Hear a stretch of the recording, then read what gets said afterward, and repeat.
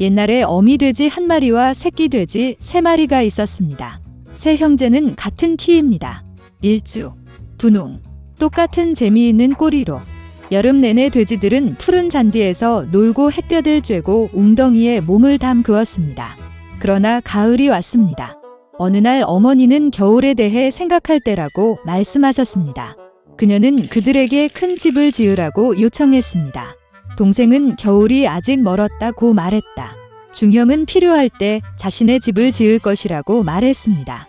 그리고 형은 집을 직접 짓기로 결정했습니다. 남동생과 중형들은 게임을 하는 것 외에는 아무것도 하지 않았습니다.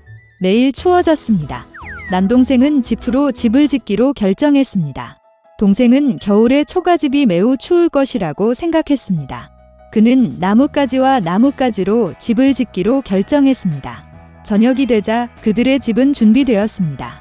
그들은 자신을 매우 자랑스러워했고 건물을 충분히 얻지 못했습니다. 이제 그들은 자유롭고 그들이 원하는 것은 무엇이든 할 수 있었습니다. 그들은 형에게 가서 그가 자신을 위해 어떤 집을 지었는지 보기로 결정했습니다.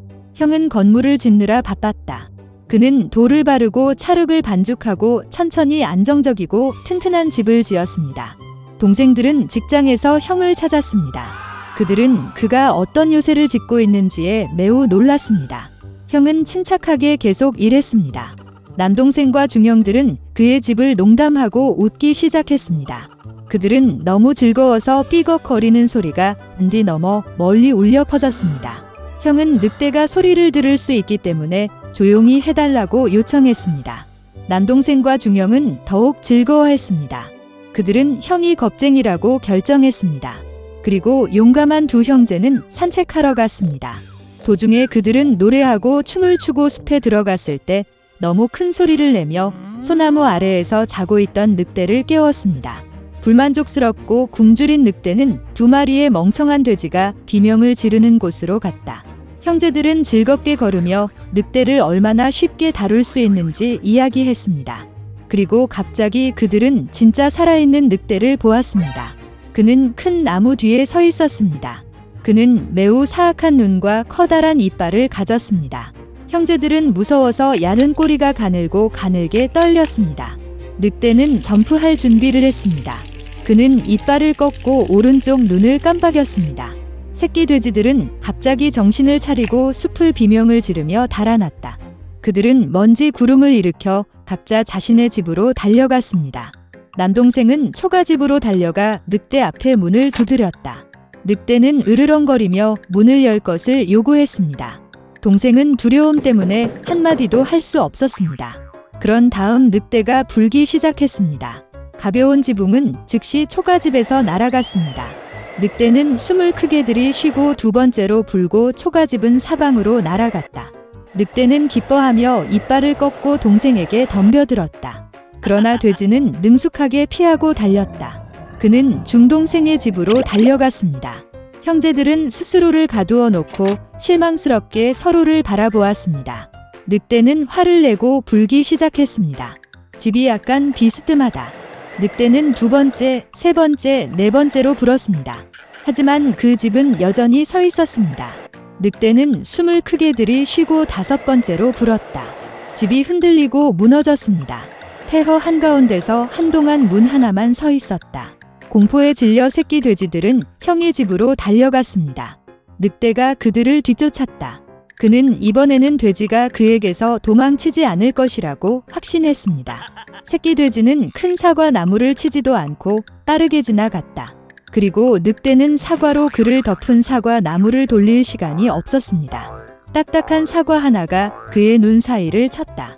늑대의 이마에 큰 충돌이 일어났습니다. 이때 남동생과 중남동생은 형의 집에 뛰어들어 문을 조였다.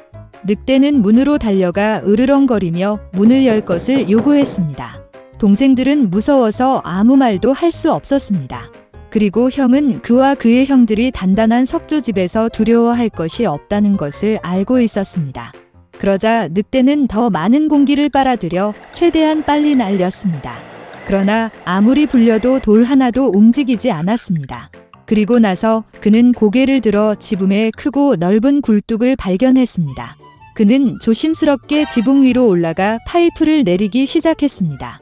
돼지들은 졸졸 소리를 들었다. 형은 즉시 무슨 일인지 짐작했습니다.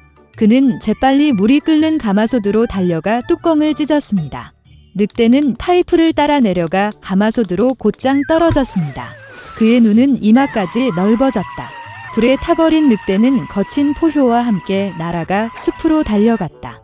그리고 3마리의 작은 돼지는 그를 돌보았고 사악한 강도에게 교훈을 아주 교묘하게 가르친 것에 기뻐했습니다. 그때부터 형제와 어머니는 한 지붕 아래에서 함께 살기 시작했습니다.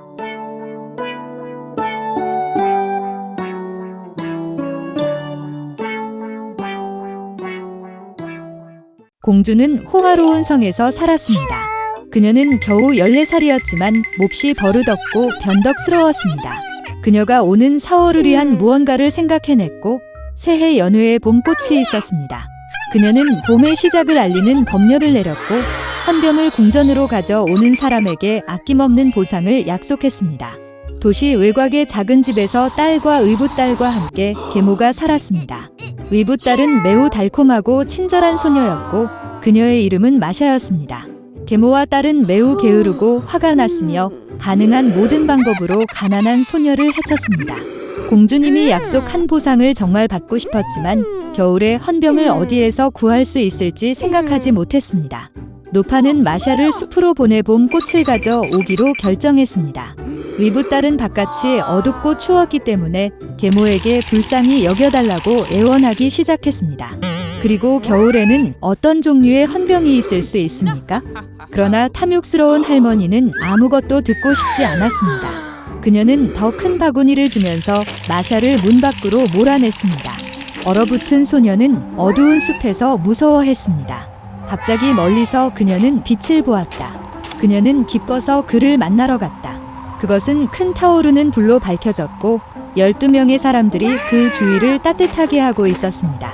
용기를 내어 소녀는 그들에게 다가가 사악한 계모가 그녀를 강제로 숲으로 가서 헌병을 모았다고 말했습니다. 12개월이라는 것이 밝혀졌습니다.